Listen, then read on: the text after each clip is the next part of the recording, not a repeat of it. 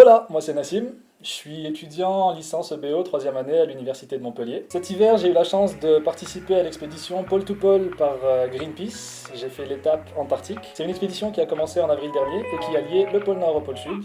Elle a pour but de mettre en avant le rapport 30-30 qui nous explique comment protéger 30% des océans d'ici 2030. Je suis parti en tant que stagiaire de l'UMR Marbeck et j'étais assistant de recherche responsable des manips ADN environnementales à bord de l'Arctic Sunrise.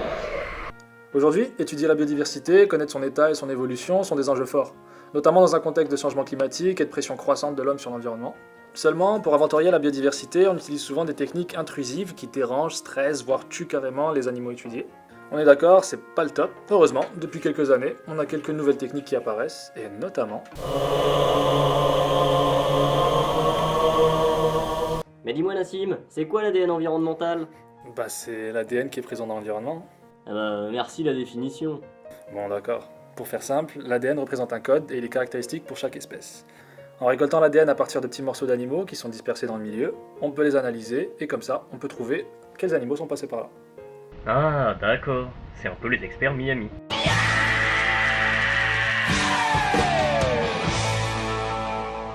Mais qu'est-ce que vous récupérez exactement dans l'eau? Des cadavres, des gros morceaux? Non, pas du tout. Ce sont des cellules, voire même des fragments de cellules. Mais attends, comment ces cellules elles se retrouvent dans l'eau? Bah de plein de façons différentes. Les animaux passent leur temps à perdre leurs cellules, tu sais. Déjà, il y a toutes les fonctions d'excrétion de l'organisme. Regarde ces manchots à jugulaire par exemple. Ils font des fientes, du mucus, régurgitent. Tous ces processus dispersent des cellules. Mais ils perdent aussi des cellules par la peau. Tiens, regarde, une écaille vient de tomber. Et tu les récupères comment? Avec une épuisette? Non, enfin, c'est pas si loin. On va filtrer plusieurs litres d'eau selon un protocole précis. Ça permet de garder que ce qui nous intéresse à l'intérieur.